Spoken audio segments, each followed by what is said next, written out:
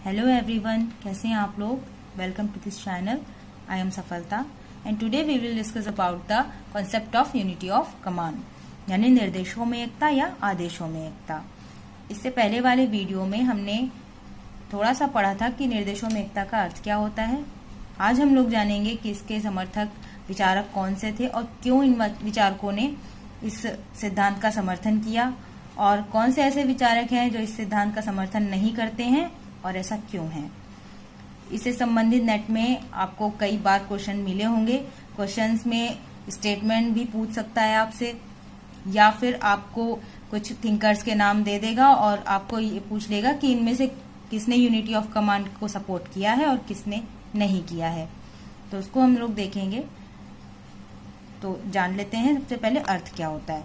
किसी भी कर्मचारी को सिर्फ अपने एक श्रेष्ठ से आदेश मिलना, इसी को कहते हैं निर्देशों में एकता। यानी कि एक कर्मचारी को सिर्फ और सिर्फ उसका एक ही सीनियर उसको किसी भी काम का ऑर्डर देगा। इसके समर्थक विचारक थे हेनरी फ्योल, फिफ्नर और प्रेस्थस, गुलिक एवं उर्विक और डिमॉक एंड डिमॉक। इन लोगों ने यूनिटी ऑफ कमांड का सपोर्ट इसलिए किया क्योंकि इनके हिसाब से ऐसा इनको लगता था कि अगर एक कर्मचारी को या एक अधीनस्थ को दो या दो से अधिक लोग किसी भी काम करने का ऑर्डर दे दें, किसी भी काम को करने के लिए कहें, तो वो अधीनस्थ या कर्मचारी कंफ्यूज हो जाएगा कि किसका काम पहले करें, किसका बाद में करें और क्या करें क्या नहीं करें। तो ऐसी स्थिति में एक तो भ्रम की स्थिति पैदा होती है। दूसरा, इनके हिसाब से कि अगर मान लीजिए कि कर्मचारी जानबूझकर किसी एक सीनियर का ऑर्डर इग्नोर कर दे और सिर्फ एक सीनियर का ऑर्डर मान रहा है, तो ऐसी स्थिति में क्या होगा कि दोनों सीनियर्स के बीच में विरोधाभास की स्थिति बन जाएगी। ऐसे में संगठन सुचारू रूप से काम नहीं कर सकेगा। और फ्योल कहते थे कि इससे अनुशासनहीनता उत्पन्न हो जाती है संगठन में। इसलिए एक कर्मचारी को आदेश सिर्फ उसके एक सीनियर से मिलना चाहिए। इनके स्टेटमेंट हम देख लेते हैं क्योंकि स्टेटमेंट पूछे जाते हैं। हेनरी फ्योल ने कहा था कि चाहे कोई भी कर्मचारी हो, एक कर्मचारी को सिर्फ एक श्रेष्ठतर से ही आदेश मिलने चाहिए। आप अगर पूरा स्टेटमेंट नहीं याद कर सकते इनका, तो इनके वर्ड्स याद रखिए। एक वर्ड को कोट कर लीजिए कि इन्होंने सीनियर या फिर श्रेष्ठतर वर्ड का यूज किया है। इसके बाद है फिफ्नर और प्रेस्थस। फिफ्नर और प्रेस्थस का स्टेटमेंट है कि निर्देशों में एकता की अवधारणा यह मांग करती है कि किसी संगठन का प्रत्येक सदस्य एक और सिर्फ एक नेता के प्रति जवाबदेह हो। तो फिफ्नर और प्रेस्थस ने जो वर्ड यूज किया है सीनियर के लिए वो है नेता वर्ड। तो आप इस वर्ड से याद रखिएगा कि ये इनका स्टेटमेंट है। फिर है गुलिक और उर्विक का स्टेटमेंट। ये कहते हैं कि एक आदमी दो या दो मालिकों की सेवा नहीं कर सकता। पब्लिक एड में लूथर गुलिक और उर्विक का नाम हम अक्सर करके एक साथ पढ़ते हैं, और ये भी दो लोग हैं। तो इनके स्टेटमेंट पे याद रखिएगा कि ये दो मालिकों की बात करते हैं कि एक आदमी दो मालिकों की सेवा नहीं कर सकता। एज ए ट्रिक आप इसे इस तरीके से याद कर सकते हैं। फिर डिमॉक और डिमॉक का स्टेटमेंट। इन्होंने कहा कि निर्देश की एक श्रृंखला की उत्पत्ति निर्देश की एकता होती है, जिसका सिद्धांत यह है कि प्रत्येक कर्मचारी का मात्र एक वरिष्ठ होना चाहिए। तो इन्होंने जिस वर्ड का यूज किया वो था वरिष्ठ। तो ये कुछ विचारक थे जो कि निर्देशों में एकता का समर्थन करते हैं। अब हम उन विचारकों के बारे में पढ़ेंगे जिन्होंने इसका विरोध किया है। जिन विचारकों ने निर्देशों में एकता सिद्धांत का विरोध किया उनमें थे Seckler Hudson, JD Millett, Herbert Simon और एफ.डब्ल्यू. टेलर। सेकलर हडसन के अनुसार प्रत्येक व्यक्ति के लिए एक ही बॉस की अवधारणा वास्तव में जटिल सरकारी स्थितियों में अब बिरले ही देखने को मिलती है। यानी कि सेकलर हडसन ये कहते थे कि एक अधीनस्थ के कई सारे बॉस हो सकते हैं और वो उनको इग्नोर भी नहीं कर सकता है।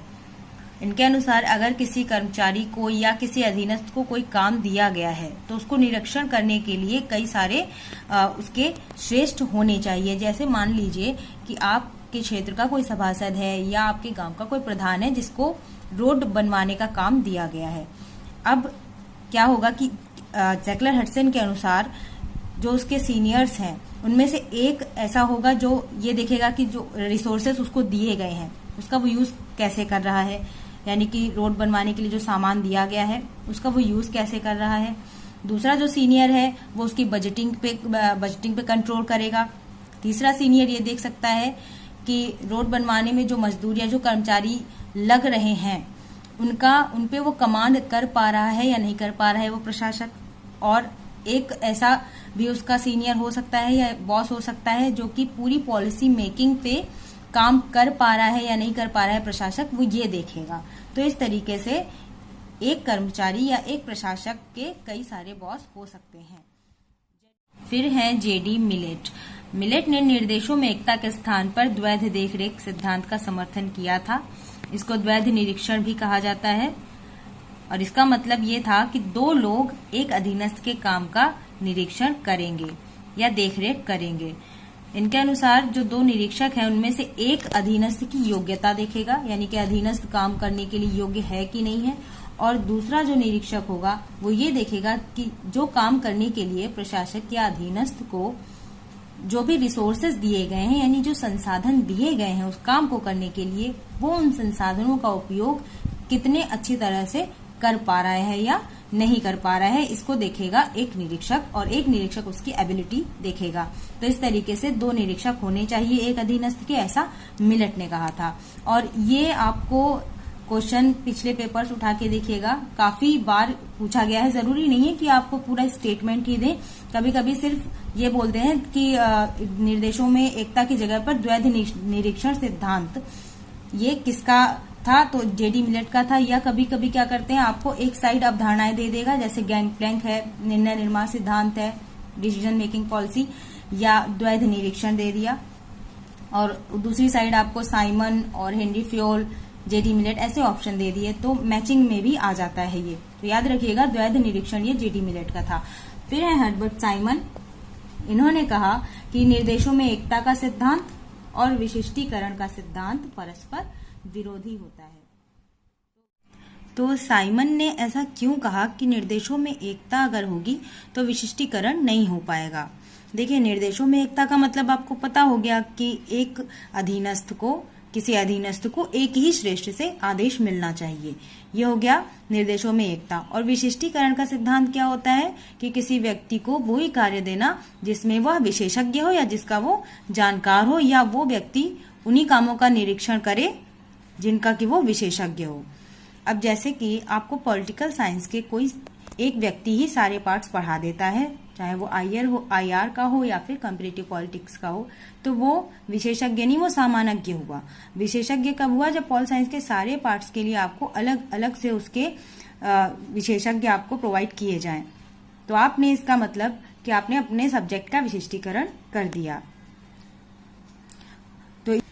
तो साइमन ने ऐसा क्यों कहा, इसको समझने के लिए हम सेगलर हडसन वाला जो स्टेटमेंट में जो हमने एग्जाम्पल लिया था वो ही हम ले लेते हैं। कि मान लीजिए हम किसी प्रशासक को रोड मेकिंग का काम दिया गया है, तो उससे रिलेटेड जो बजटिंग की समस्या है या जो बजट का निरीक्षण है वो वाला सीनियर ज्यादा अच्छे से करेगा जो कि वित्तीय मामलों का जानकार होगा या कोई इकोनॉमिस्ट होगा, ठीक है। और जो पॉलिसी मेकिंग एबिलिटी है वो मान लीजिए किसी दूसरे सीनियर के पास अच्छी है, तो दूसरा सीनियर उसको नीति निर्देश बहुत अच्छे से दे सकता है, वो किस डायरेक्शन में काम करे प्रशासक वो बता सकता है उसको। लेकिन इसके विपरीत अगर निर्देशों में एकता सिद्धांत का पालन करें तो एक ही व्यक्ति उसको ऑर्डर भी देगा और वही उसके सारे कामों का निरीक्षण भी करेगा। दूसरा कोई विशेषज्ञ सीनियर उसके किसी भी काम का निरीक्षण नहीं कर सकता, फिर तब वो बजटिंग या फिर और कोई काम से रिलेटेड जो भी अपने रिपोर्टिंग देगा अपने सीनियर को, उनको माननी पड़ेगी, क्योंकि वो तो स्पेशलिस्ट है नहीं उस सब्जेक्ट के या फिर उस मामले के, ठीक है। तो उनको वो चीज माननी पड़ेगी। इसीलिए साइमन कहते हैं कि एकता के सिद्धांत में अगर हम निर्देशों के एकता सिद्धांत का पालन करते हैं तो विशिष्टीकरण का सिद्धांत वहां पर फिर पालन उसका नहीं हो पाएगा। इसीलिए ये दोनों सिद्धांत एक दूसरे के विरोधी हो जाएंगे। फिर एफ.डब्ल्यू.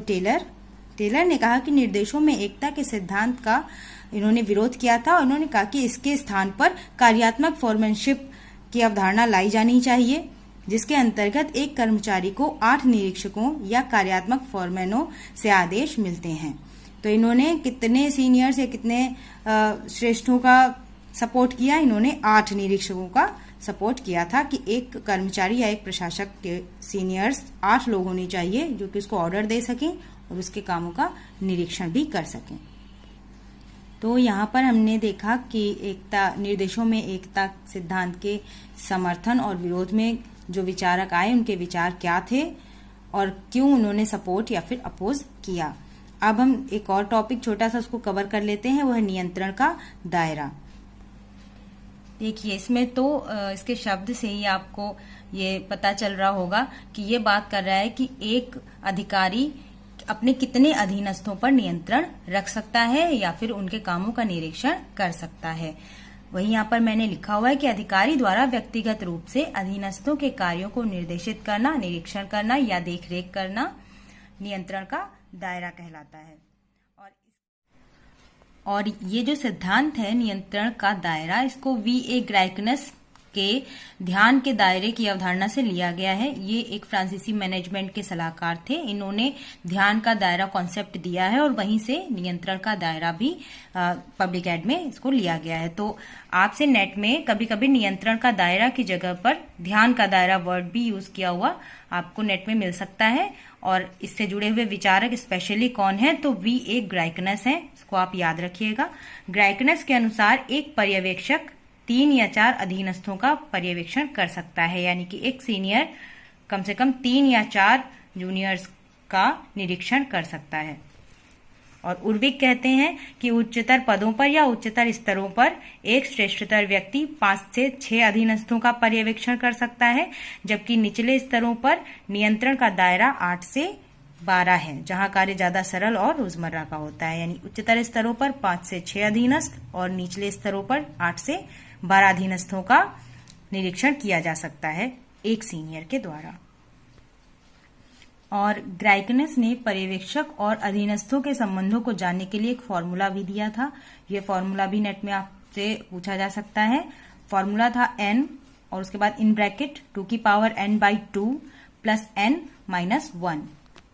इसको आप याद रखिएगा, इसमें साइन याद रखिएगा, पहले प्लस है फिर माइनस है और ब्रैकेट के बाहर भी n पहले है और अंदर भी n पहले है, 1 बाद में है। तो ये फॉर्मूला जिसमें n जो है वो अधीनस्थों की संख्या है। तो इस तरीके से हमने आज निर्देशों में एकता, ये इस सिद्धांत के समर्थक और जो जिन विचारकों ने इसका अपोज किया है हमने उसके बारे में जाना और नियंत्रण का दायरा पढ़ा। इनमें से ये दोनों ही इम्पोर्टेंट टॉपिक थे। अब इसके बाद हम लोग प्राधिकार और जिम्मेदारी टॉपिक कवर करेंगे नेक्स्ट वीडियो में।